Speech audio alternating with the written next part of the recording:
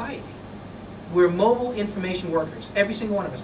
Who here does not have a cell phone? Think about that, right? So anyway, China Netcom is predicted to change its WiMax strategies as a merger between China Netcom and Unicom will hold 42% of 3.5 gig spectrum. Bottom line is 3.5 gig frequency will not work for mobile WiMax. 2.5 is the optimal frequency. And my prediction is because the United States has deployed with 2.5 gig frequency, China and India, the three most important wireless markets in the world today, will all try to align with 2.5 gigs so that mobile WiMax can really be interoperable around the world. And then I believe other companies will follow. What has to happen is frequencies have to be reallocated because right now in India and in China, they're being used for satellite. Who here has a satellite phone? See, so what's more important? To have a device that people want to use? I think that's important. And I think another critical issue that my friend Dr. Wang mentioned to me is, so we have this WiMax, what are we going to use it for?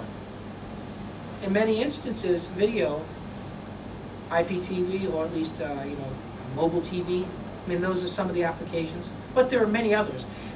The company that can take a piece of, that can develop an application for mobile WiMax in China, that's going to be the company that makes money because people will buy that service. Even if it's on the handset, they don't have to use it. You don't have to enable WiMax. Just like it's going to be on all the notebooks, because Intel is going to put WiMax and Wi-Fi on every notebook. And then in a year from now, every single notebook is going to have WiMax and Wi-Fi.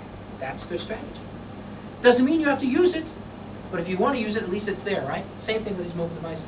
You don't have to use it, but if you want to use it, it's going to be there. Licenses for 802.16 2004 fixed WiMax and 3.0 gig frequency range were originally licensed or issued in 2004 to China Unicom, China Telecom, and China Netcom. Interesting. Interesting. Next. Now, if you look at this timeline, pretty much what you see here is everything leading up to the 08 Olympics. And 3G licenses will be issued around the time of the 08 Olympics. But TD-SCDMA will launch and EVGO will launch also. All three services will launch. They will have to. Otherwise it's going to be absolute craziness because Qualcomm, the American government, the European Union, they're all going to just come. It's going to be a very interesting situation if all three protocols and all three 3G air interfaces aren't at least given the opportunity at the same time to be in the market. I think it's very, very political actually, but the bottom line is how can you say no to these two other technologies that have been around the world for 5 years? So, anyway. So, 08 Olympics, they're going to deploy